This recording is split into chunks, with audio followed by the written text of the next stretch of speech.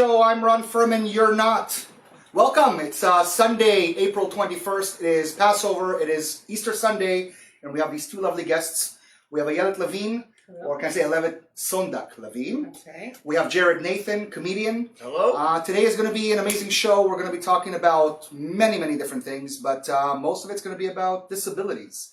Thank you, by the way, for being a fan and writing to the show and letting us know that this is a topic you wanted to bring up. And now you're here. I'm here. Okay, so we're not going to get into it right away, all right? We're going to kind of talk a little bit about other things. Let's start with Passover. You guys were celebrating Sure do. anything new? Yeah. Something new this year? Did you find Yafikuman? Did you play games? No. What is like Passover at your house?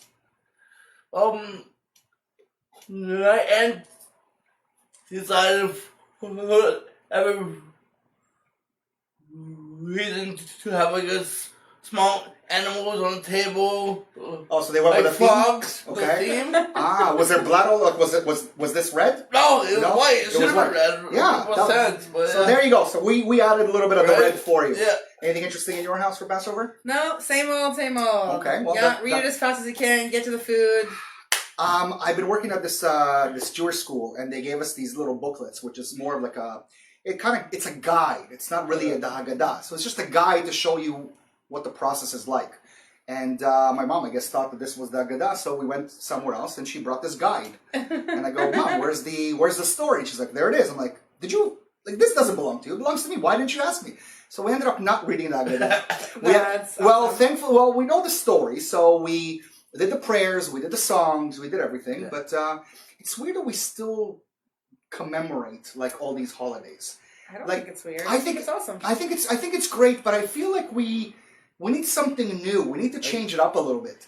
Like there needs to be sort of like a 2.0 Passover. It's the same story every year. Right? It's the same story, like something, Next you year know? we're going to be in Israel. I'm sure at right? some point there was a change to the story, Yeah. and then they went with it, and they didn't keep. Well, okay, here's an example of something really relating to Passover. We celebrate 8 days, right? Because we live in a diaspora. That means we live abroad.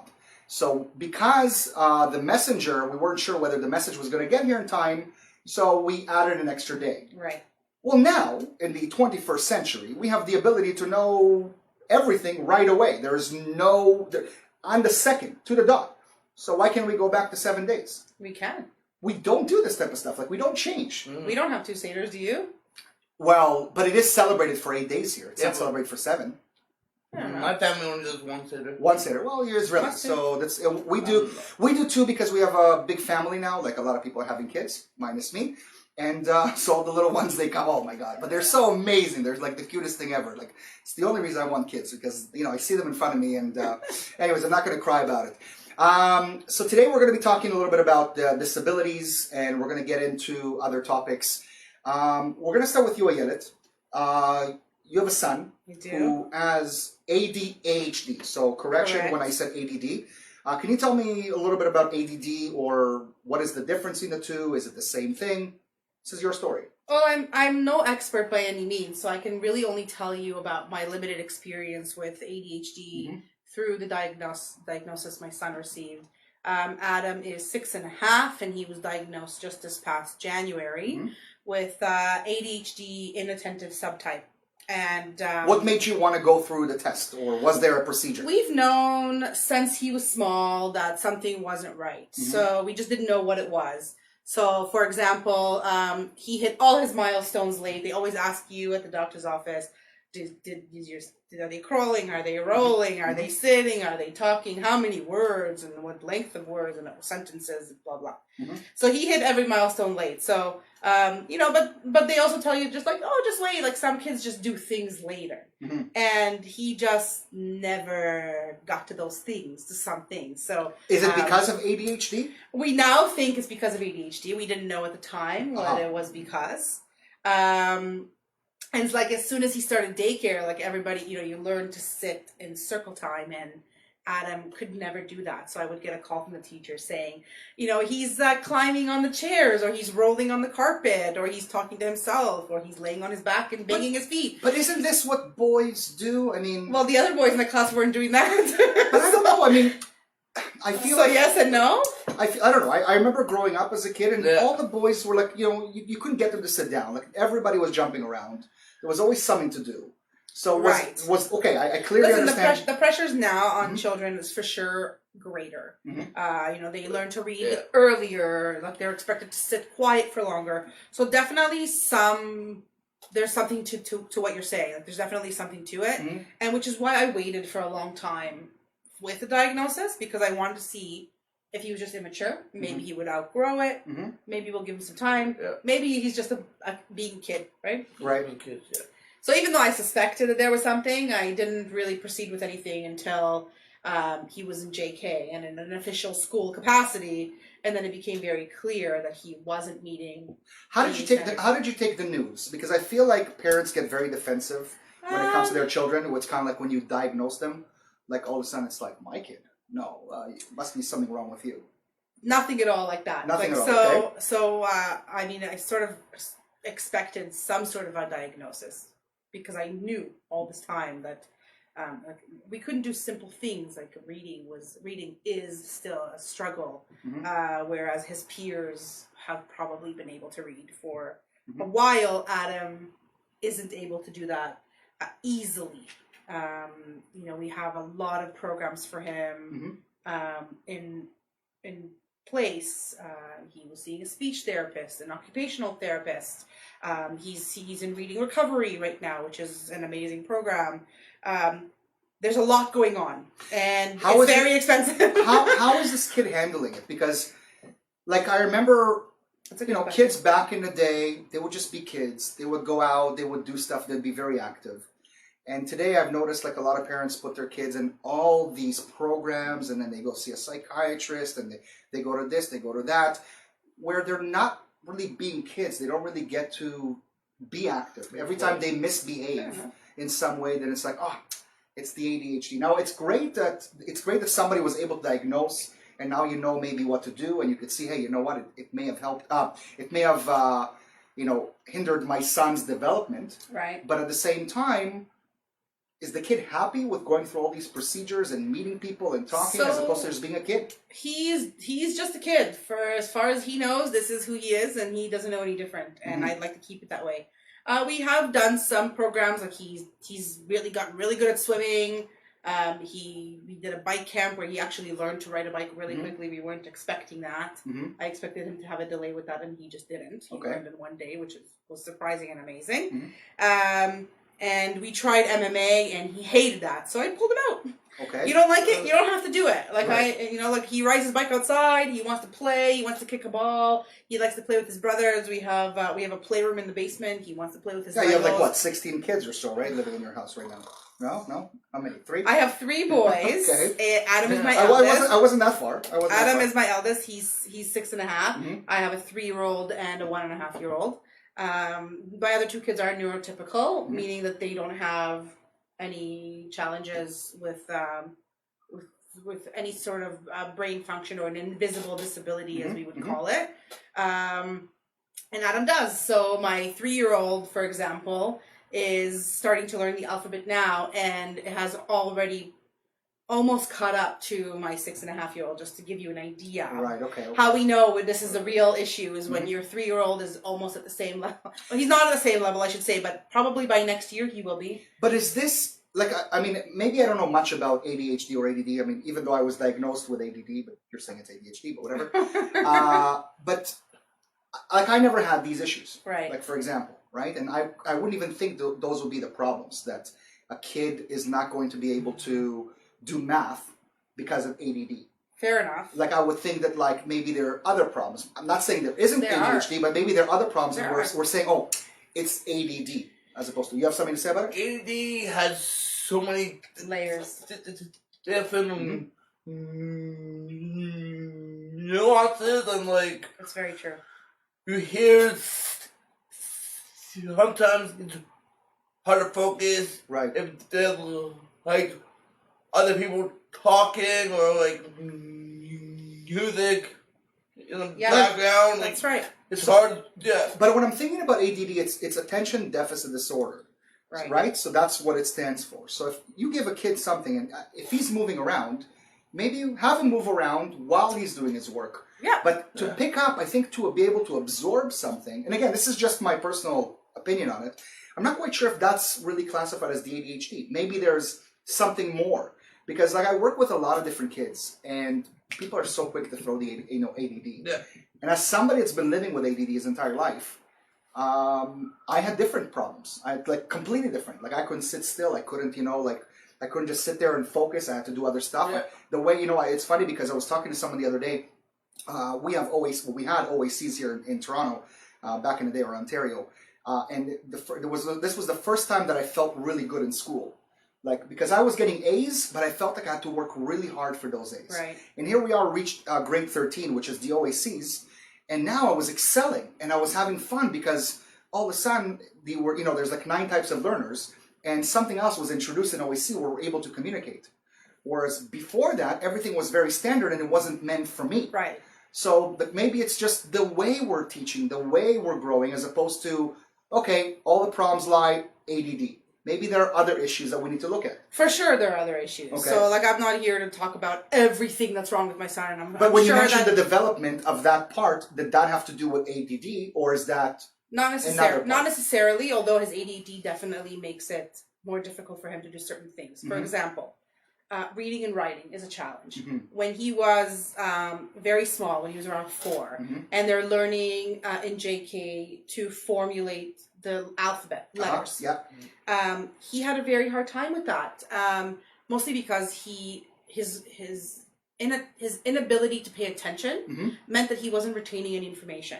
So whereas 98% of the class, and I say 90% because he's definitely not the only child that has this issue, are moving through the alphabet, he's still stuck with the first 4 letters. But again, is it the ADD? 100% it is, because he's not able to sit and retain and learn information like a neurotypical person, like I learn. He confuses sounds, Q and P, D and B, anything that looks similar. And potentially when he gets older, with around grade 3, you're able to do a test called a psychoeducational assessment. They don't do it before grade 3. You could push to do it yourself. It costs a lot of money, around $5,000. And it's not covered by insurance, and it's not covered by the government. And I know if there's other parents on here that are writing, they feel my pain, and they know that getting a psychoeducational assessment is a BITCH. And everything is red tape when it comes to that stuff. Right. So. Around grade 3, the kids know more, so they're able to test them for more, which is why they often stop you and try not to do the psychoeducational assessment before. Got it. So his assessment came from his pediatrician based on information that he's obtained since he's known Adam from birth, and based on feedback that we've had. So like, by the end of grade 1, most children are between level 16 to 21 reading. I know you don't know what that means. I don't. But my son is at a level 12, and it's May. So it's April. I mean, it's almost the end of the year. So the fact that he's not going to be at grade level at the end, I'm aware of this. I've known this in advance. And pretty much on the day that we got the diagnosis from a pediatrician was the same day that he gave me a prescription for medication. And then I sort of hit the brake. Okay. Halt. Great. You're now touching upon something that's amazing. Let's take a breath. Okay. So Let's take a breath. Listen. So this medication. Yes. Are you you want to say something? Okay, go please, Jared. I was kind of like, my parents were kind of forced to put me on medication from the school system. So they forced because they said that we can't work with him if he doesn't take the medication? Okay. And that's tough. I pretty much took speed. Ritalin, and then it brings you up and brings you down. Right.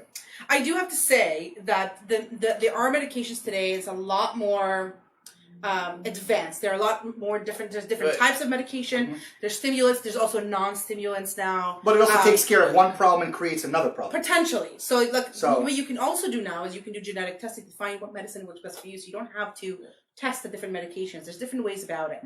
We're not there yet. Where we're at now is we're trying to we're doing a lot of reading and a lot of research, and I'm no expert by any means, but I'm looking at all alternatives before I resort to medication. And there is potential that maybe he will require medication. And I want this to be a conversation between my son and my husband and I. Right. This is not a decision we're going to be making lightly. Yeah. But if he will So you need need it, to, you need we to will have, try it. So you we're need not to there have, yet. I'm not a parent, so it's a parent. I want to. Right. Sandra, I just want to say, yeah, you're right. If the child can't concentrate and they need it, it's possible that they will need medication. We're not there yet. But you said that you're going to talk to the kid. Yeah. Now, when you're saying that, I mean, I don't know. Yeah. Like, couldn't you just go to him? You need to take this. Like, this is something I that's going to help you. I could, but that's not as my opposed to parenting having that conversation. I think it's wonderful. I think it's great that you're bringing him in. But like, I have another question. Does your son know he's diagnosed? Not the same as other people? Yes, he knows. So he's actually. So he used to be. That's a really good question. Yeah. My son used to be in the private Jewish school system for JK and SK. We had to pull him out after 1 month of grade 1 because there was little to zero support in the private system for children who are atypical, neurologically. The system just does not support. Public schools offer a lot of support. Isn't there like Kayla's place or something like that?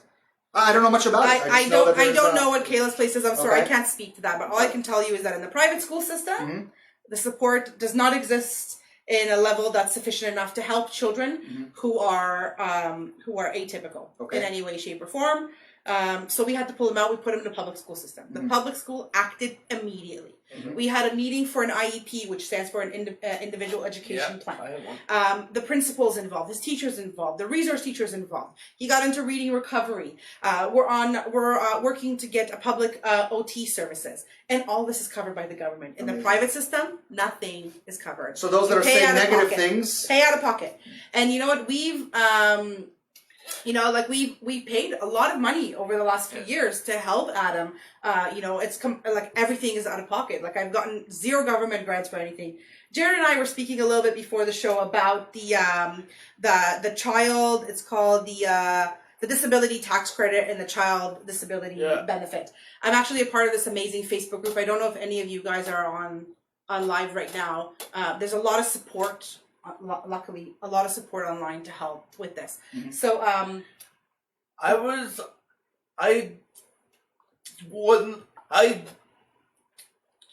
get a credit until I was an adult for different reasons, because my parents were making too much money and stuff, and that's a huge thing. The government, and like I had a full-time job and stuff like that. So but isn't there like a way where somebody can come and at least assess it, as opposed to just looking at your financials? So wouldn't that be amazing? No, because at the end of the day, you're right. Like if I'm saying, because I'm talking to you, and I know you for a very long time, right? So like just the idea of clearly he is amazing and he works with society. I know Jared, and you're not the type of person to feel sorry for yourself.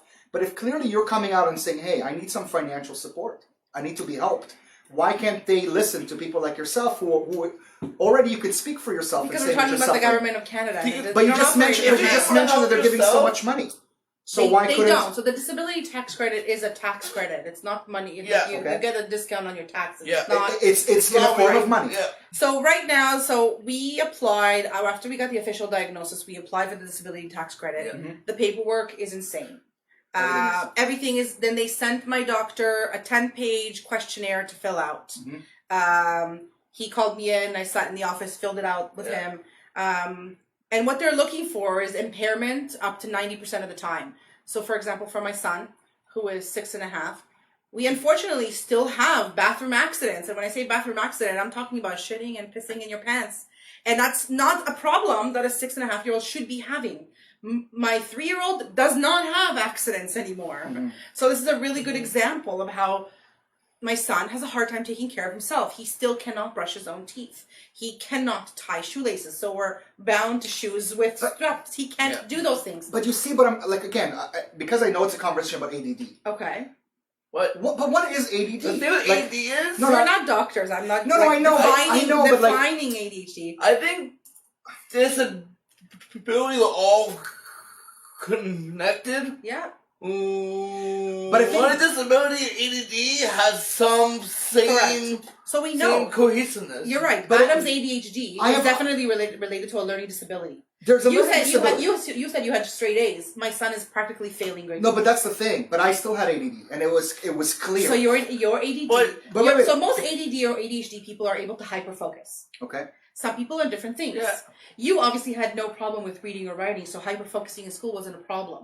My son, who cannot sit to read a book without actually someone sitting one-on-one with him and pointing to the words. But is that ADD? I mean, that's what I want. Yes, that's ADD. That's one of the definitions. Has there been like other diagnoses? Not yet. So we're waiting until he's in grade 3 to do the psychoeducational assessment. So I work with different types of students, and some of my students are autistic or on the spectrum, and they have ADD, but they also have Something other else. problems. And Right. when I'm thinking about ADD, I'm thinking like, okay, a person cannot focus, right? It has to do with focus. But when I'm thinking about like the idea of not being able to grasp information, to me that red light tells me, oh, you know what? Maybe there's something more. And there could potentially be Lisa. I saw your comment. I'll hit you up later. Sorry, continue. Sometimes the focus gets into it, Right. and sometimes at school the teacher has to go to the other students' schedule and pace, right? Okay, right. And if I don't hear every word that the teacher say, I'm not going to do the same type of work. But again, so I work privately with certain people, and it's like really sitting and I repeat certain things, and like I make that, and I'm not a specialist. That's not public school. Well, so yeah, you may. So Sandra, you asked if I scream at my son. The answer is absolutely not. I'm very careful with the way I approach him. I definitely do raise my voice when he endangers either himself or his brothers. Mm-hmm. So I will raise my voice to shock him out of whatever he's doing, because he oftentimes completely ignores me, or if he hyper focuses on something, he will just not hear me. So if it's him playing with Legos and I'm saying come to dinner, I won't scream or yell at him for that.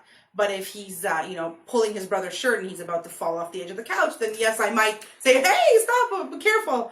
I want to talk a little bit more about the ADD, but we're going to make... You want to answer something? No, I'm saying I want you to read the comments, because she's making some really good comments about different things about ADD you were having. Yeah, there's no question on the spectrum. Thank you, Lisa. I mean, Lisa, and you know this, Lisa actually sent me something amazing and that I'm not going to be reading in front of everyone. But like, I definitely know that there were some issues, especially when I was growing up, but I didn't know these names. Nobody was giving me medication. The only thing I was taking medication for was asthma, because that was clear. You could see something physical happening to me. But we're going to change topic. We're going to go to you. Sure. Jared, you're a comedian. Yeah. And, it's not something I would expect someone who is, very open about his disability to get up on stage and to actually perform and talk about your disabilities. I always enjoyed public speaking. Like, I spoke for special Olympics, and I done Toastmasters. I was never afraid to like speak in public and give speeches. But where did that confidence come from? Because you clearly mentioned this, that you stutter, right? And you Down syndrome. So the idea behind it is that somebody that would stutter to get up in front of an audience and to perform, there is something spectacular about it. I'm in control of it. That's an amazing outlook. I'm in control, and it's my game. Like, it's me. Like, I'm having fun with it. It's very therapeutic. Okay. Especially doing stand up. Like, some of most of my jokes have the theme of stuttering or. Right. So like your first joke, right? If I may say it. Yeah. Do you want me to say it? Let him say it. That's what I'm saying. He was pointing at me. I was like, you say the joke. It's hard doing jokes, having a stutter and a disability, because people are not sure either to laugh or give me to the whole nations. Right. I'm here to tell you both are okay. How do people react to it? Like I saw the video that you sent me. Yeah. And clearly people were laughing. Yeah. People laugh or sometimes people are shocked at first. Of course, and of course. then there's like a 5-second delay. Right.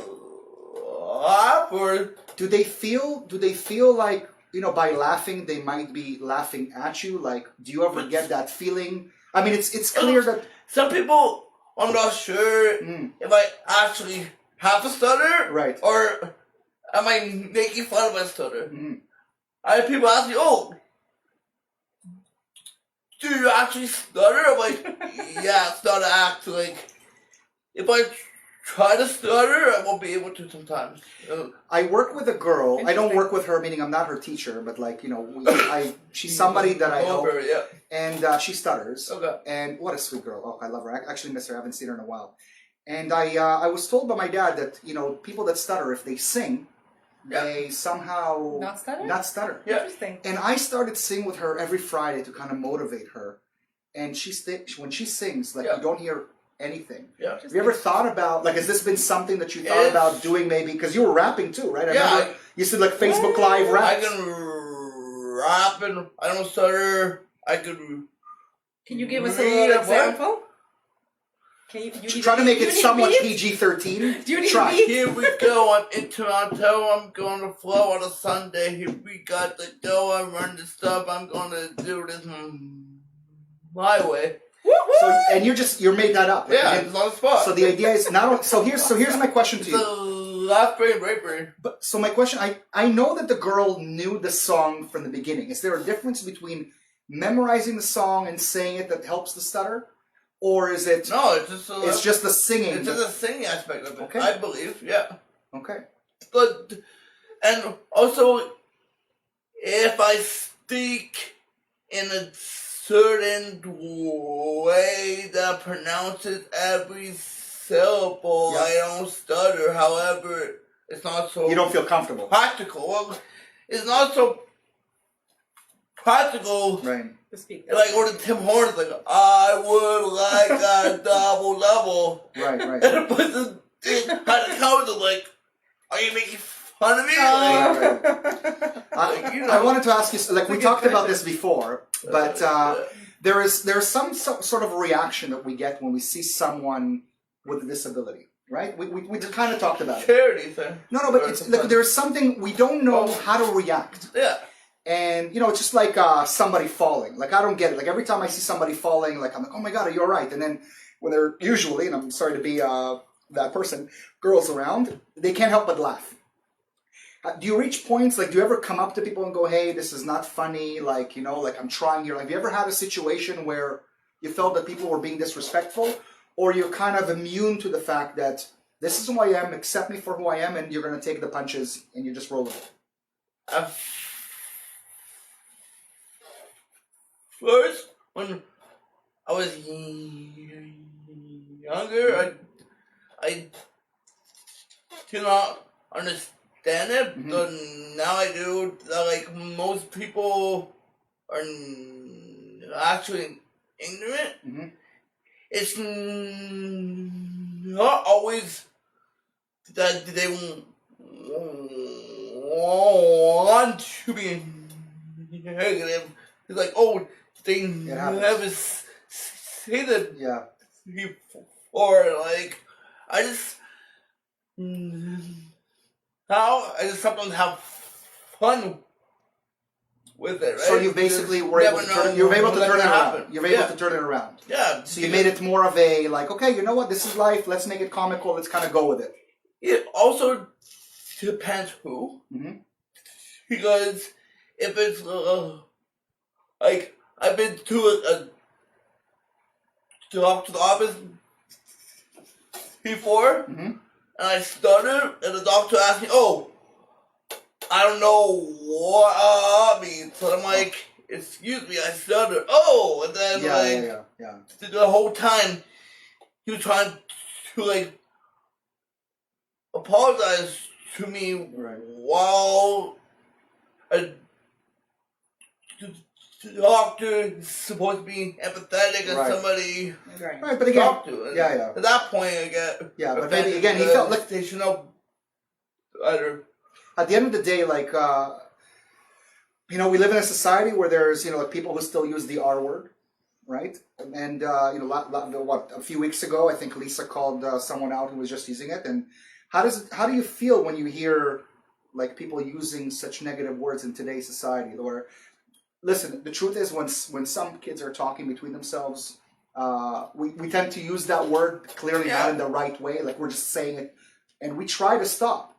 But when people are literally out there still using words like should I say it? I mean, can I say the words? I'll say it. Okay, so Retard, right? mongoloid, like that was like the old word that I remember growing up in Israel. Like Oh, there I were all haven't heard that right. one. It has that disappeared, but like there was But a point of time where it was I don't like the term handicapped Mhm. or disabled Mhm. or special needs.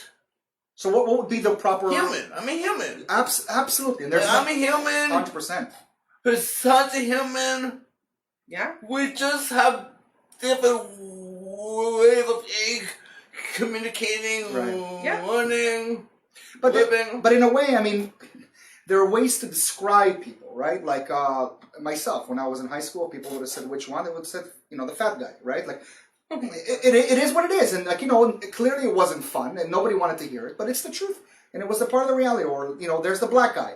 So clearly we're all humans, but there's something a little bit more. But I never took it that personal because I was like, okay, it's something that I was able to control. I can control my weight. Right. There's certain things that like you can't control. Right. Like if you had an opportunity to not stutter and to be just I don't another know if guy. I would take it. That's Because, such a great answer. stuttering, it's who I am. Like, Good for you. I wouldn't have the same experiences. I wouldn't, it's... Do you coach? Do you like talk to people? You mentioned something before that you do like public speaking, but do you coach because the confidence that you have, like even to be here today, it speaks volumes. Lisa, I want you to read her note. I think it's a good one. People are not disabilities. People live with impairments. It's a barrier created by society that makes disability. I agree. I read it. Thanks, Lisa. We're having a conversation, I agree, Lisa. I read it, but I We wanted agree. See, I'm not about my issue and my personal problem is words. Like sometimes you just say something and you don't mean to sound that way, and then people kind of cling on to that word and they don't leave you alone. They're like, "How could you say this? You're so insensitive." Like, hey man, like this Words wasn't- mean things. I understand, but like certain words mean to certain people, certain words don't mean to other people, and Fair you're enough. kind of walking around always on eggshells, thinking like, "Who am I going to offend now?"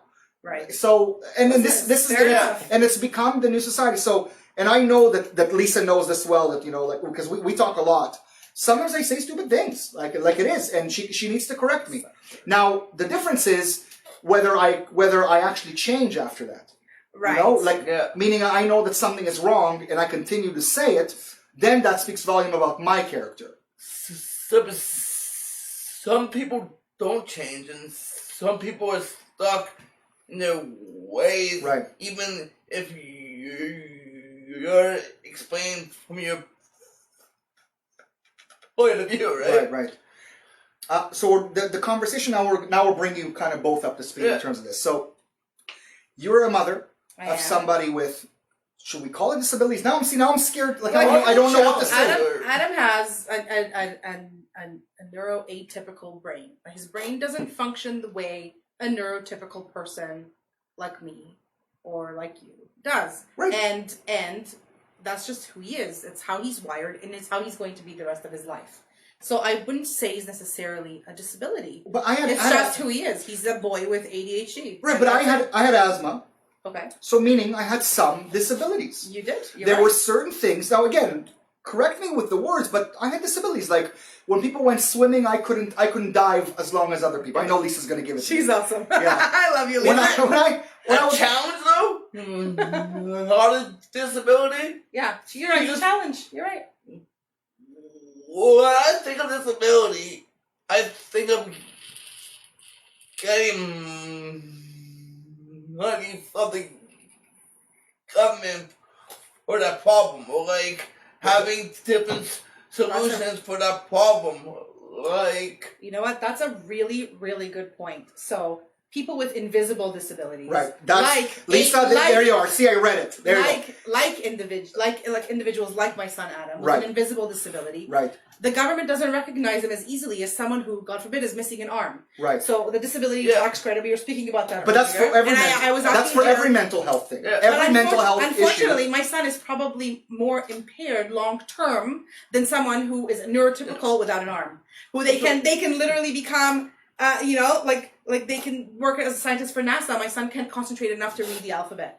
So more likely than not, I'm not saying he's not going to be able to. God willing, if he has interest in science and that's the way he wants to go, I will support him 100%. What I'm saying is that he's going to have a much harder road getting to that. He will have to work very, very hard if that's what he wants to do. Whereas someone who doesn't have an arm will get the disability tax credit and whatever help from the government they need, and they could achieve anything they want or anything they need to with very little difficulty, minus the arm. Still difficulties. I'm not dismissing physical disabilities at all.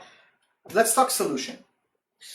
And I think, like sometimes on the show, we talk about a lot of things, but nobody brings sort of a solution. We just accept it for what it is. So what would be a solution? What would be, like in a perfect world, where your son can get all the help that he can get, or you can get the help with tax credits? What would it be? Therapy is too expensive, right? Yeah. And like, I'm not sleep therapy. I have a joke where I believe in freedom of speech. Growing up, my mom told me that my speech was not free. Was not free. It's expensive. There you go. There you go. It's expensive. That's over a lot of money. Speech therapy. That's right. Yes. Speech therapy is expensive. Yes. Freedom of speech is not free. I love that. But I want to know, this was actually a good joke, but I want to know, what is it that we can actually do, as a society that sees that, everybody's being diagnosed today with ADDs. They're giving pills to almost every other kid. I could see this on my own. That clearly every parent has the right to give their kid medication or not, deal with it their own way. I'm very much pro government not getting involved in people's lives, like not telling you that you have to do it. Like you as a parent have the right. Well, clearly there's some sort of a line, unless the kid is dying or you're harming it. Right. But unless it's like forced upon. But like when it comes to these medications, you make the choice whether to give it to them or not. But like, what other solutions can you guys come up with where the government or any other body can really get involved to make it cheaper for people who have kids with problems, or if you have a problem? Well, there was a lot of stuff in works, and unfortunately funding gets cut. Right? Every time you lose services. Yeah. Governments aren't really on the side of children with whether it's visible or invisible impairments. The governments are not. So what are they on the side of? What is it that they care about? Try to save money. But I get about the popular vote. But again, I mean, I voted on, I voted conservative this year on the fact that I wanted to save money because I thought we are spending. But there's a difference between taking money away from things like this and taking money away from other things where I don't think the money should be going to. Right. And we can say it, like, for example, giving our tax money to foreign powers who don't care about us. Or I can get into a lot of issues, but okay. I think that people with challenges fall through the cracks. Amen to that. But how? Because they just do. But that's the school system. High functional and not high functional. It's right. And if you fall in between someone. Yes. So if you're really impaired, like let's say you can't do very much of anything, you get a ton of support. Right. But if you're somewhere in between, you overlook. Oh, yeah. And it's really unfortunate. So you will have a resource teacher in a public school, for example, that spends a maximum of 2 hours twice a week. So like 2 hours a week with your child. That's not very much. That's not much for someone who needs one-on-one. Definitely. The reason why we pulled our son out of the out of the private school system is because they said that he needs a full-time shadow, and I don't disagree that he needed it. He wasn't able to learn Hebrew, and so he spent the first month of school, the entire month of September, not understanding what was being said for half a day. I would have taught him in 3 days. I will be happy to for you to try. Sure. But we couldn't afford a shadow, Right. a full-time shadow in English and a full-time shadow in Hebrew, because it's not like they're giving me funding for that. I would have to pay 2 full salaries. I also happened to be on mat leave at the time. There was just no way I could have financially handled that. So that's the thing. You mentioned something that there is a difference between you two, but in some ways it does relate to both. That you are the parent. You're the one also suffering through this. You're the one that has to find ways. Like, yeah, your kid is going through whatever he's going through. Right. But you as a parent, you have to find ways. You have to do the research. You have to go out. If I don't advocate for my son, who will? Well, there you go. So now it kind of puts you in some sort of position where you're saying, well, today we're going to give you the medication, but we're not going to give you the shadow. You know, it's like it comes to a point where you have to almost make a decision. And we're talking about your kid's health, where you shouldn't be sitting there thinking like today, you're only going to get one pill, not 2, because we need to save on the pills. Yeah, listen, we're not at the medication stage. What we did, you asked about different ways. Yeah. We found that changing my son's diet really helped him. So he's essentially, we found that dairy wasn't an issue. We also tested, there's some studies done about yellow number 5. So we like a specific dye, the yellow number 5, that interferes with some neurons in the brain. So we tested that. He doesn't seem to have any issues with that. Like his behavior was the same with and without the yellow number 5. But when we removed gluten, it seemed to really make a difference for him. Right. So he is not gluten-free. People, please don't freak out. My son is not gluten-free. He is gluten-free during the school days, so we don't feed him any gluten, and honestly it does help. But it made okay, so now I'm curious. Not a huge difference. It made a difference in what?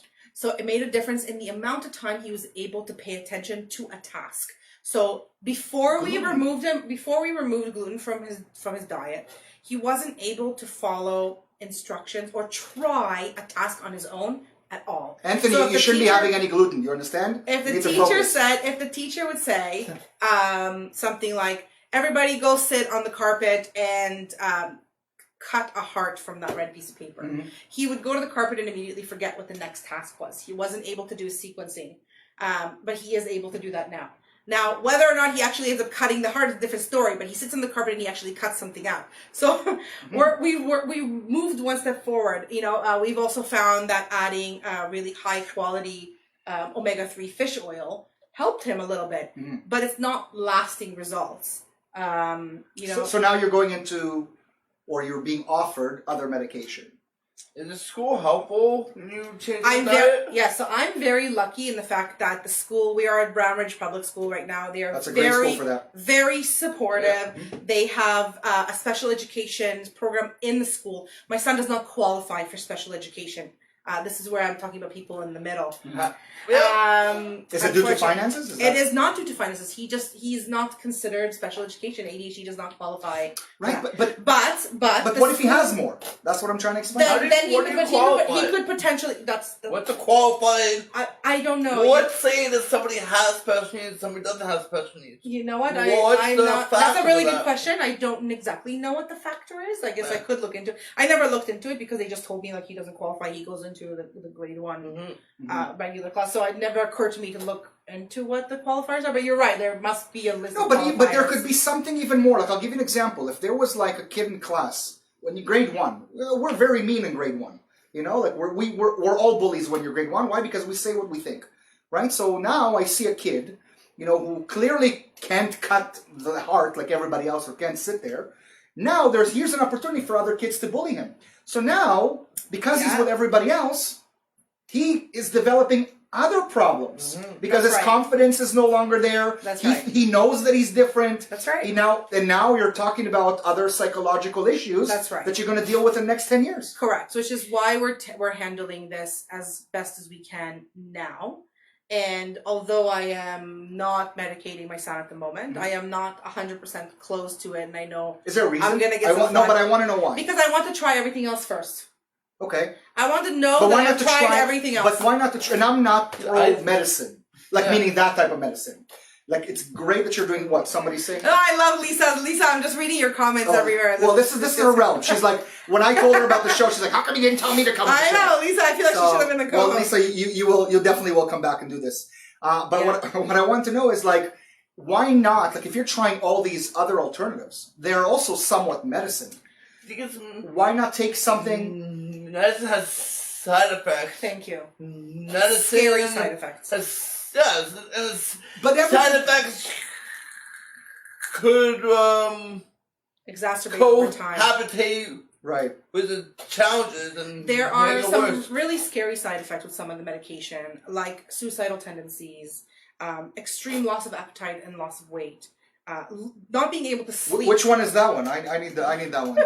Which one? And I don't think a young kid should be stimulated by medication. Right, but like I took when I had asthma, and I still have it, but like not the way it used to Saying, be. why not pour gasoline on a fire? Exactly. Thanks. Why not? Lisa. What? Why not pour gasoline But on why fire? are we calling it gasoline?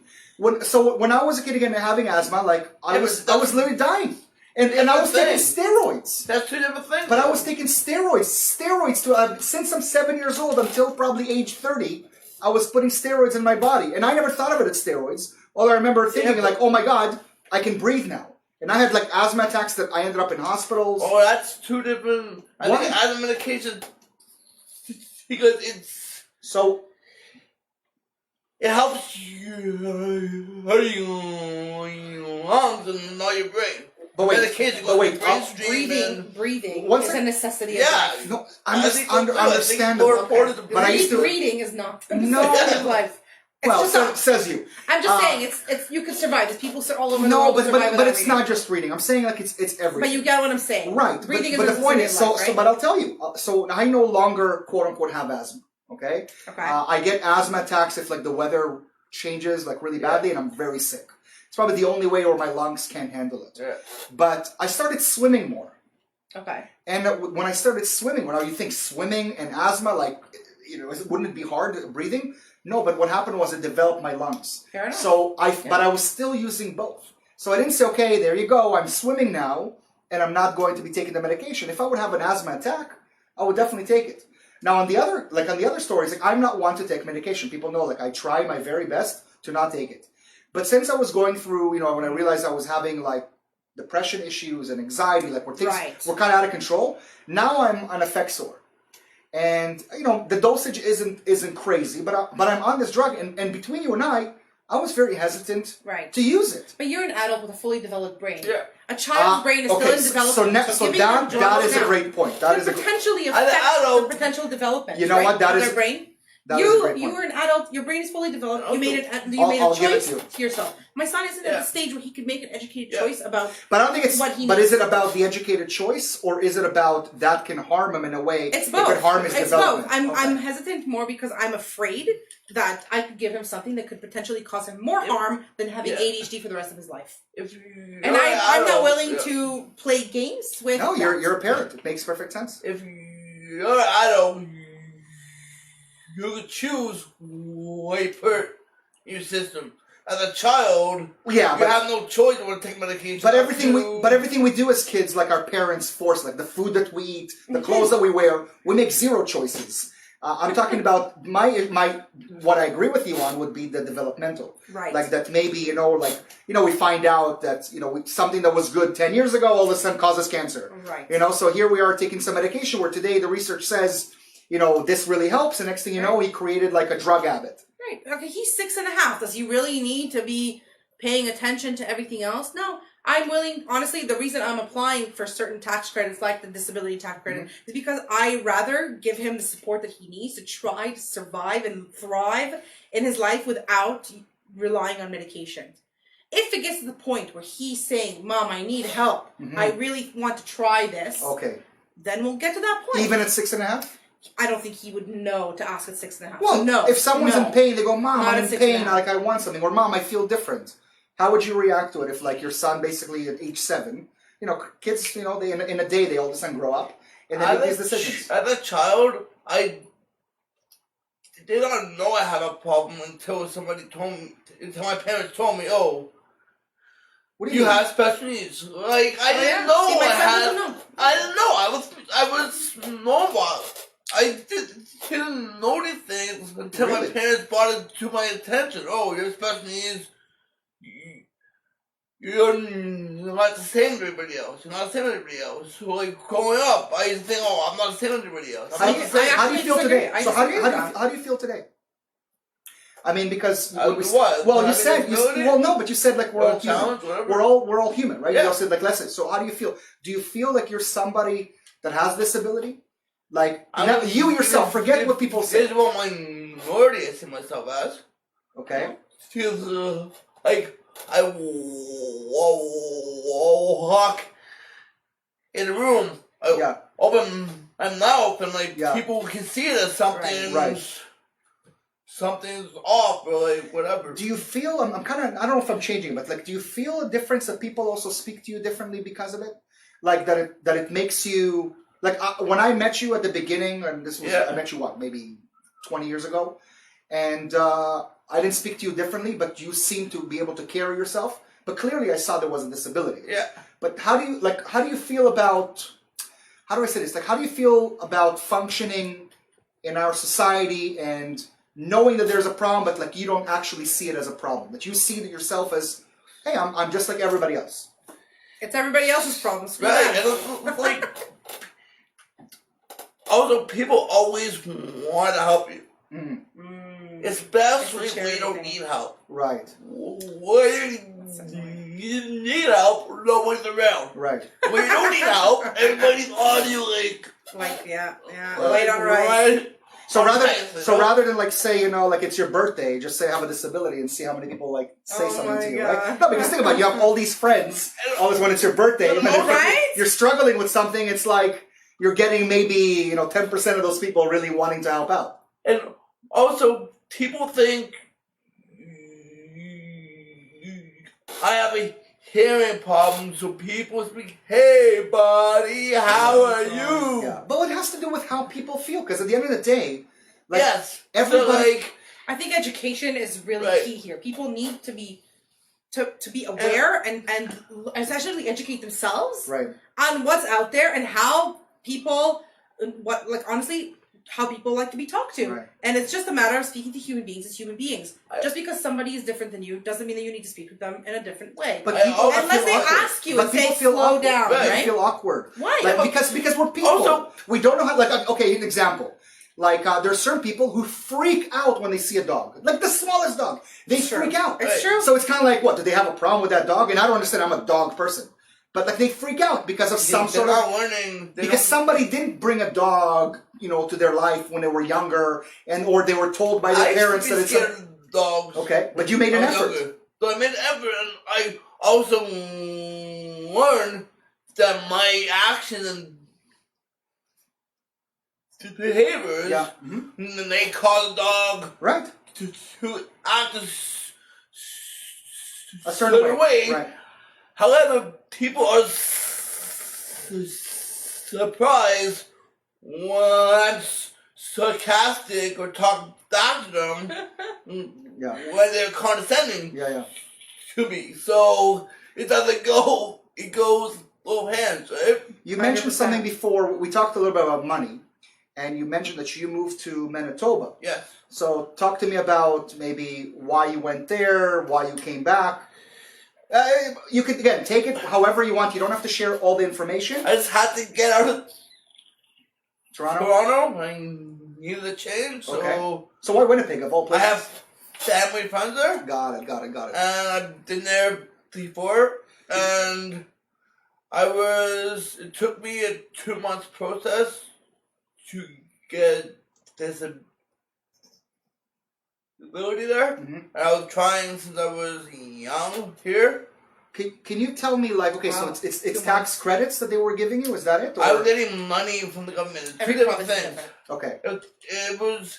Sorry, I'm not familiar with ODS here, but I was getting $1,000 a month, and wow. $1,000 amazing. Was like rent, laundry, everything. Right, the bare necessities. Yeah. Transportation, stuff like that, and then things happen. Well, we talked about things that are pretty heavy. Why don't we pick it up a little bit? Let's have a little bit of fun. So first off, again, to those that are tuning in right now, we did just talk about different disabilities. or not disabilities, whatever. Lisa, honestly, every time I talk to Lisa, I feel I have to sit there and hold my breath. Foot and down. Oh yeah. Oh, I have that disease. Maybe I need a pill for that. There you go. I'm mature enough for that. Words. So today is National Lookalike Day, yesterday was National Lookalike Day. You guys are almost there. I just move his glasses off. Right? See? Yeah. Oh, yeah. You're even wearing a similar shirt. Look at this. You are my brother. And so it's lookalike. Have you ever met someone that? Well, your sister looks like you. So well, we're siblings. It's different. Right? Yeah, but there are times where I see her from far away. Liron, right? So. Have you ever met somebody that kind of looks like you? Is there like a double there out there? Somebody that... I've seen a trailer park boys in high school. That's what people call me Bubbles. Right. But how... Okay, so... Wait, so how did... But here's the thing. I accepted it. But that's... Yeah, but that's the thing. That's clearly offensive. They're clearly saying something that's awful. And yet you take it so with... I don't know. I'd be knocking some teeth out for sure. I'm telling you, that's how I'd be reacting to it. The thing is, you can't win. Right. You can't. Here's the thing. The more you try to stand up for yourself, you will realize you can't win. Right. Yeah. And you have to just... So just accept it last time? Whoa, okay. Or, I get it. Just roll in it, basically. Roll with it. Okay, so another thing, it's Yellow Bat Day. Anthony, what is yellow this? What? Yellow Bat Day. Bat? Like baseball bat? That's the thing. That's all that it said. Yellow or like Bat an actual Day. Bat, like Batman? But Anthony our producer, was telling me that apparently there's like a yellow bat. Anthony, were you joking with me before? Like an animal? Yeah, I was joking. Okay, he was joking. He was trying to tell me something about, was it Pokemon? Pokemon, yeah. But I was like, who comes up with this stuff? Like yellow bat? To be so specific, I've never heard wouldn't that. somebody just say wooden bat? So if anybody can tell me what this really bat business is, but apparently it's National Bat Day. What is it? What else did I write? So, Kindergarten Day. Oh. It's Kindergarten Day. But here's the funny that it's Sunday. And it's Easter. It's Easter. Everybody's so it's kind of like tomorrow. So who is really celebrating? No one. Maybe the kindergarten teachers are home. They're celebrating. This day. They're celebrating because they're not in school. We don't have to work today. Yeah. There's a part of the show where we talk about big cactus, small cactus, kind of like a big deal, small deal. Lisa posted you a link on that. Lisa, you got it. Oh, I'm not going to press on it. Maybe amazing. Anthony, can you actually open it? I'm opening Yeah, open it and let us know. I just don't understand it. So I think this one is a big deal. Big cactus. Today, unfortunately, sending our prayers out to the people of Sri Lanka. There were a few bombs that went out that exploded, and about 200 people died. This was clearly something that was planned, and it being a holiday. And the reason I put it as big deal or no big deal is because we just see so much of this happening. It's like it's almost become the norm. And there's something very sad about it. Now, yes, clearly it's a big deal. 200 people dead. How many people injured? The idea behind it. The racism behind it. Who tried to kill? Why did they do it? On what holiday? But we're becoming desensitized. Where it doesn't matter whether it's 1 or 2 or 5,000, we're not there. So as long as it doesn't affect us, we don't really care.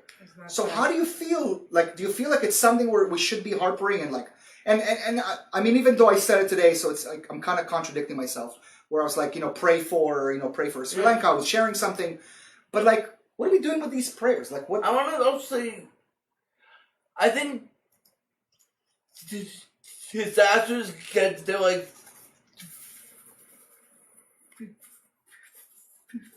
15 minutes of exposure, then after the fact, people are bringing it up. Well, that's the thing. Like but you have earthquake and stuff, right? Yeah, but that's the thing. But that's the thing. It's like we move on. Like life just goes on. Like somebody passed away. Today a friend of mine was sharing a video of her sister, and I was shedding some tears. When I watched it, and it was kind of like happy tears. I got to see this video from back in the day. I think it was 2016, and she was having fun. But like my life moved on. Like even like for me, because I was a friend. I'm not a relative. I'm not a brother. I'm not a sister. I'm not a parent. They probably carry it forever. But like for me, it's kind of like, I didn't think about her yesterday. I didn't think about her the day before. And I kind of feel horrible about it, but at the same time, that's sort of what life has become. Where, people talk about the Holocaust, you go, oh, you bring that thing again? It's like, we should never forget this. But somehow it's like, no, man, we've moved on. How many terrorist attacks has already happened, since the Holocaust, or genocides that are going on until today in Sudan and in Syria and in Yemen, and, I can throw out more countries. But it's kind of like a point where we're desensitized towards it. So, right. But should we still say that it's a big deal? Like, is it something that we should really... I think it's always a big deal. Always and a big deal. It's unfortunate that we're desensitized to it, but you have to compartmentalize, because otherwise you can't live your life. If we... yes, Daniela. Who's Daniela? That's the lady I was talking about who passed away, unfortunately, about 2 years ago. I didn't know you, Daniela. Sending you love wherever you are. Yeah. But again, I think that remembering people is a really great way to honor them. Like mentioning all the unfortunate events that you just mentioned, whether it's 9/11 or the Holocaust. I think talking about it and mentioning it, not all the time, but when appropriate, is a really good way to remember and honor those people, and that way their lives weren't. They didn't live in vain. Right. But you can't live your life through that lens. At the end of the day, you have to compartmentalize. You have to be able to move on with your life. Yeah. And then also respect and honor the people who've passed. Everybody can do it in their own way. Some people like candles, some people have memorials, some people put up a huge museum and visit it or whatever. Some people do graveside things. Some people release balloons. Or please don't release balloons; they're really bad for the animals. But what I feel with regards to, for example, something like Sri Lanka, like, okay, well, here's another terrorist attack that happened in a place far away, and we move on, and then we wait for the next one, and then we say our prayers to all the people there. And that's it. And we kind of move forward, as opposed to trying to do something to stop this evil from happening. Like make a real effort. So that's a good question. What could you do as an individual? If an individual was not in power, was not in a financial situation to make a big impact, what could you as an individual, or me as an individual, or Jared as an individual, do to make an impact in Sri Lanka? So I actually think that there's a lot that we can do. Okay, so not talking about Sri Lanka specifically, but we're talking about because I'm not going to say I don't care for it because it's not my community, but but what I'm saying is I feel distant from it. So I cannot give the same attention. I hear it. You can't give the same attention. I can't give the same exactly. So there's certain I care about people in Africa not having food, but if I'm downtown Toronto and I see a homeless person doesn't have food right now, this is what I care about. I agree with you. But I'm saying, there's still something that we can do to stop these things from happening. Such as? Look, I mean, you know my opinions on a few stuff when it comes to terrorism. But it's a whole other show. It's the usual show. But there's certain things that we can do. Love? Love. I think that's missing in the world. But the thing is, in my opinion, and I think it's great what you're saying, and I agree with you. I mean, I agree with you. Love. But it's not real. You can't go, somebody that comes to kill you, you don't go, but I love you, man. But I love you. But you're so sweet. It's true. But if everybody had a hatred, you could turn that hatred around and turn it into positive, right? Education is key here too. But it's not. Honestly. But you see, you mentioned. I mean, I know we're talking a lot about this Sri Lanka, but you mentioned education. Well, the Germans were one of the most educated people in the world. Yeah. So the reason they kept all these records. They did a very good job at educating the world their way of thinking. If we could find a way to educate people that's called propaganda with lies. Into love. But that's propaganda. As opposed to propaganda. Yeah, but you cannot. We would have but no government is interested in doing that or paying for that, unfortunately. Television stations, they make so much profit on that's true, yeah. They tell stories. Right? Absolutely. All right. Lisa says we need women in power because men have had their chances and they keep failing. True. I want you. You know what, Lisa? I'm going to get you on. By the way, there has been wars when women were in power too. There have been wars when women have been in power, but nonetheless, hey, that's my sister right there. Yes, I know. All right. So the other one is another Uber story. So another sexual act with an Uber driver, and look, it makes sense. It's regular people, who drive cars. Many of them have. It doesn't make sense. Keep it in your pants. Whether you're a cab driver or an Uber driver, it doesn't matter. No, you're not. No, definitely. That's not what I'm saying. I'm saying it makes sense that we're going to hear these types of stories. It makes sense because now, the workers that are working for, let's just say, Beck or one of the other taxi companies, they may be fingerprinted, they may go through a process. But here, it's every Joe Schmo who has a driver's license. Okay. Back in the day meaning like a few years ago, you have to have even a specific car. Lately, I've been taking Uber. I've been in cars that do not deserve to be on the road. Cars that are dirty, like the drivers are not from this country, cannot even communicate with you.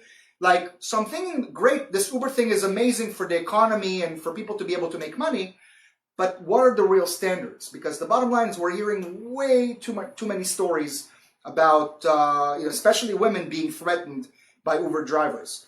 Is there something you think that we should wake up and maybe implement something in place, that if you want to become an Uber driver, you still have to be fingerprinted, you still have to go through a specific process, meaning you'll be scared. I don't personally take Uber. Okay. I think that when you're taking something that's not regulated, you're taking a chance.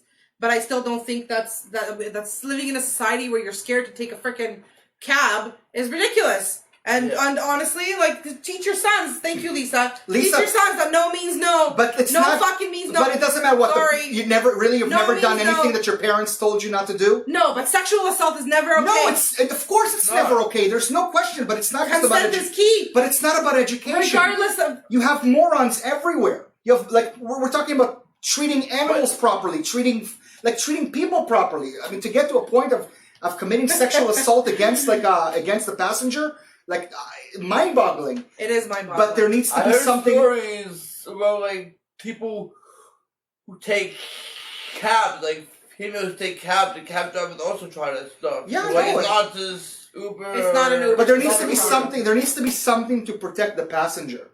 Like the other day, I took an Uber and he asked me to sit next to him because he had some stuff in the back. And clearly, I'm not afraid, of the guy. But like, what if I was a girl? I mean, that's the only option. He didn't know that I was a guy or girl. You also have to... Like the option of like, now you have to sit next, and here, he could put his hand and touch the lady that's next to him. Like there needs to be something in place that protects the people, like a button somebody can press if they feel like the cab driver is even attempting to do something. Well, we do it. That's the thing. So maybe like we should all be filming the entire ride.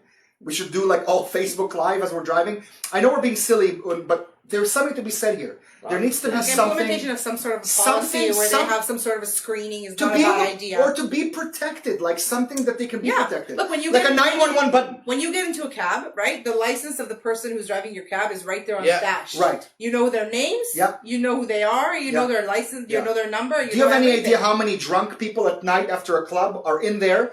And these are the most vulnerable people. And someone's taking advantage of them. They don't even remember that they got into the cab. You're asking them to remember the code, but not. I am not for weaponry. How about a gun? I disagree. No, come on. We do not live in America. Come on, we're not in Texas. Well, she wants to go to Texas. We're not in Texas. All right, Noah, in Texas, in Dallas, there you go. You can have the gun. No, Sarah, no guns. All right, so all these Americans. Toronto, we talked a little about playoffs. Is the big deal? No big deal. That like you have the Raptors, you have the Toronto Maple Leafs, who might be out next game. Hey, you have to be realistic. We keep losing to Boston Game 7. It's almost, what is it, dynasty now? It's like every time we're in.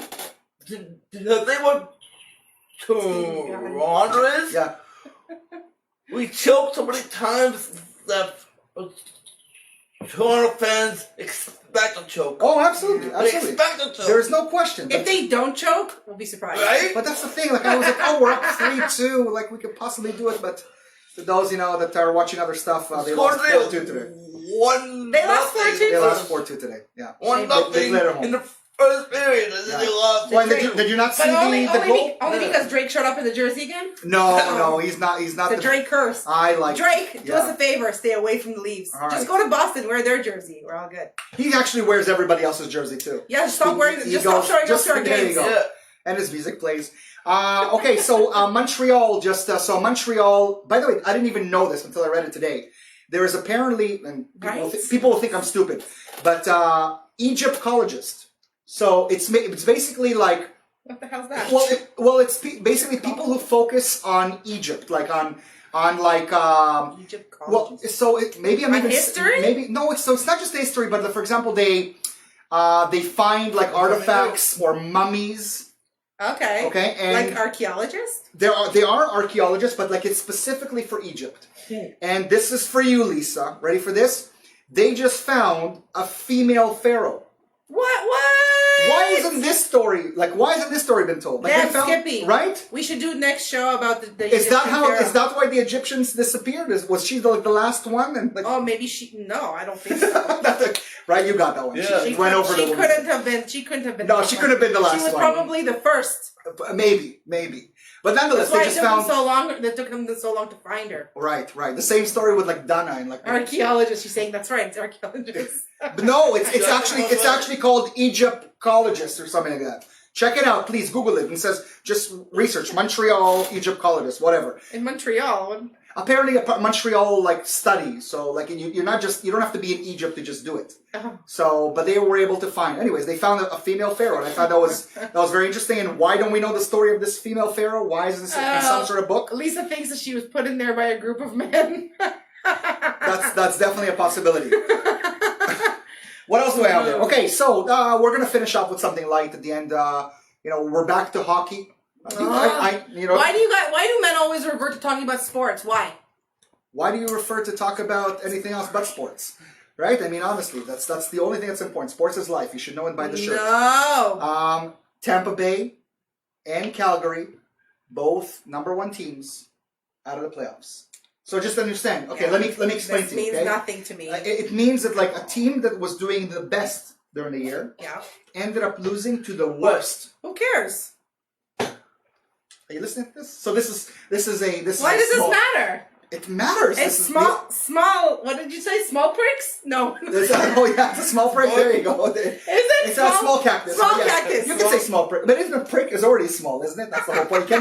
You can be a big prick. Meaningless. Thank you. There you go. Okay, great. Back to our other Some conversation. people win, some people lose. Guys, You win some, you lose we've some. learned quite a bit from you guys. I have. The audience has. I hope that you guys maybe can come up with some solutions or try something. Or maybe if you do decide to use medication and you see a positive side effects, maybe come back to the show. Okay. Tell us about the experience. Yeah, because look, at the end of the day, it's not just about. I don't think we're going to be there for a while, but if it does happen, I promise to keep. Please, keep watching the show and just update us on Fair enough. On what's happening, how development, and if he wants to learn Hebrew, that's what I'm here for. I will. Yeah. That's I would love to try. And I would like to diagnose your child. I would love to try. And I will tell him. I will see where the problem lies. With you. You're a spectacular human being. I have to be honest. So I know you said human being, but you're spectacular. And it's funny because sometimes I ask people to come on the show and they're worried about what they really look like and to fix their hair. People do makeup for about an hour here. Sandra, I'm talking about you. But like me, and here you are, and you're just saying, "Hey, world, here I am. Yeah, I'm going to do what I love." And I think you're a great example to so many people out there. And I want you to understand that. Somebody with challenges, we are naturally held back by society and our fears, and I think so true. It's important just to if you fail something, it's good. You learn more as right. Something. Absolutely. If you always having somebody do things for you, absolutely, you can't learn. It's not a failure if you learn something from it, right? It's funny because I'm going to mention something horrible about me. That's beeping. Many years ago, so I was a straight A student, and I don't think I really failed anything until I was in my early 30s. I went to do my real estate license, and I failed by 1%. And that sucks. And I gave up. Oh, did you? I gave up, and I was just like, I'm done with this. This is not for me. I don't need this, and I couldn't take failure. I had serious issues, and in a weird way, I was like, I wish that in some ways I would have failed as a kid, because maybe I would have been able to deal with it. Because I'm embarrassed. I'm embarrassed over the fact that even though I don't want to be a real estate agent, not to offend any real estate agents out there, but I don't. It's not for me. But I just felt like such a failure, and I took it so personal that I almost didn't want to deal with anything related to real estate just because of this 1%. Wow. So this is why I'm saying this, and here you are Yeah, with you're all inspiring. with all the struggles that what's a real estate license in the real world, and the fact that you get up on stage, you perform, you wanted to come on the show, and it was such a lovely to have you on the show. I want to commend you, and I want to say keep it up, do what you're doing. You're a funny guy, and keep being you. Yes? All I can be. That's it. No, that's it. But like, be an inspiration. Anybody who really wants to talk to Jared, Jared, do you want to maybe let people know where they can find your comedy, where you're performing in the future? Is there anything coming up? Facebook, Jared Nathan. At Jared Nathan to be able to get him. Is there a specific number that people can call? Like, are you going on? Are you going to be touring? Are you doing anything with the comedy? Open mic? Right now I do open mics, and I have some shows I hop on sometimes. Okay. But I just do open mics over Toronto and stuff. I have one question before, even though I wanted to end this. Just one question. Yeah. How do comedians take you? Good question. Because I want I've noticed on your Facebook page we have some some similar comedians that we follow, some that don't really like me. I don't know why. Okay. You know who I'm talking about. I know exactly. And I don't know why. I was really nice to him. I know exactly. Yeah, you're right. Like for some reason the guy just cannot stand me. We spoke about you. I know, right? Yeah. And you know what? I came up to him, I asked him to participate in a movie once, and he just fuck off. We spoke about you. Yeah. I'd like to know more about it. I will tell you all Please do. But my question really for you is, how do you feel that other comedians view you? Do they feel like you're getting a chance to get up on stage because of the disability? Or is it they're saying, no, the guy's pretty funny and he deserves to be here like the rest of us? Well, some comics... I'm from your knowledge. Fortunate that there's some comics who are very understanding and say, hey, try this, I'll put you on my show, no problem. Nice. Or they give me advice. But I don't think some people are very supportive, or other people will come up to me and think, good job. I'm like, well, I take it how you take it, right? Right. So, but you feel motivated? Do you ever feel like you're an outcast? I'm an outcast all my life, so I embrace it. Most comedians are outcasts in general, regardless but to be outcast within the comedy world, that's different. That's a different outcast. Can I just tell you? I had people come up to me who stutter tell me that they feel more comfortable speaking because he's seen me on stage. Okay, gotcha. So that's motivation. That's good. Beautiful. So that's exactly what we were talking about before. The fact that you can get up there and do your shtick. And I can help other people. Help other people, I think, comes too. So the thing is, I think some people have always been jealous of people's saying that they feel underdogs. Right. That they feel are less than. Less than, yeah. So I don't know if it's an ego thing or not educated thing. The people have always tried to knock people down who try to get up. Well, it's ego, right? I mean, that's really, my opinion that it's, and I think a lot of comedians also have great ego, and they're always, and it's they're competing. Crazy. Well, that's a given. That's a given. I mean, in order to be able to laugh at yourself, you have to be somewhat crazy. Guys, this has been an incredible show. I'm very happy to have you. I hope you enjoyed yourself. I did. Thank you. This was wonderful. Next week, we're going to have Lisa. No, not Lisa. Lisa's not coming next week. Lisa, you'll be on the show, but we're not. We're going to have actually Melissa. Melissa Gorlicky is going to be on the show next week. Oh, she's super yes. talented. Oh my God, this person is something else. So is she doing live art for you? she's going to. You know what? We haven't really discussed what exactly we're going to be doing, but I want her to tell me what she wants to do. Oh yes. So when I was working on the mental health film before, she was involved in the movie, and with the artwork, by the way, that you're seeing behind you, I did that in her class. Oh, nice. It doesn't look that great, but whatever. It's something I did. But the point is, she works with so many people with disabilities. She's there to motivate them, and she's out there to really promote art. And I don't know, she's just such a wonderful soul, and we're very excited to have her next week. So please tune in next week to see Melissa Gorlicky. Amazing. You're gonna love this. You shouldn't miss it for Game of Thrones or whatever's out there. Put that on DVR. Thank you very much for tuning in. Lee is gonna be here next week on behalf of myself, my guest Ayelet, Jared, and that guy over there sitting behind the computer who's helping us out, Anthony. By the way, it's Anthony's birthday. Woo-woo! He is Happy 21 birthday, years old. Happy birthday! The stripper is waiting behind the curtain right there, so you're going to have an amazing time. On behalf of myself and everybody here, have yourself an amazing Sunday and a great week. Chag Sameach, happy holidays. Bye-bye. Till next week. Peace out.